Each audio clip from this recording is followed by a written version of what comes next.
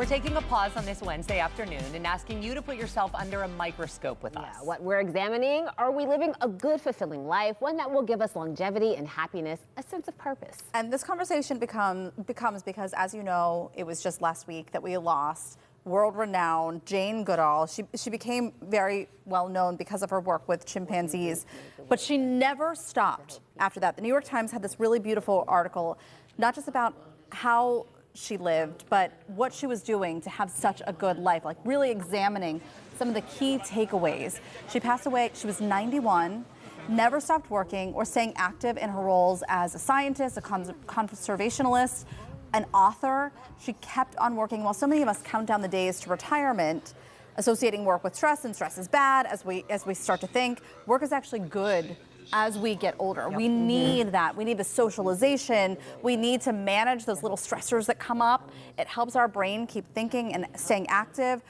They also said that Goodall had a reason for being. This is a little wordy, so stay with me. I'm going to quote what the New York Times put in their article. It said, quote, "One study published in 2019 found that out of nearly 7,000 adults over the age of 50, those who scored highest on a measure asking about life purpose had less than half the risk of dying over the next 4 years compared with those who scored lowest." So that means, you know, we're 60 years old, and this is over the age of 50. Let's say we're 60 years old, and someone says, "Do you have a purpose? What is your purpose?"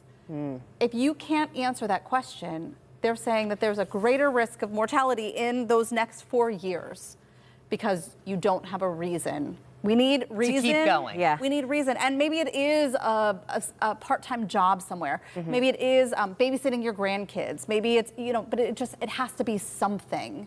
It can be something to give you that go, to keep moving. And I agree that everyone does need a reason. And I do think that obviously not all of our lives can completely reflect Jane Goodall. Yeah. But the one thing that I always knew about Jane Goodall, like you didn't need to know all of her work, is that I knew that she was trying to make this world a better place. And I know that there are so many of us right now who feel like we're in the trenches.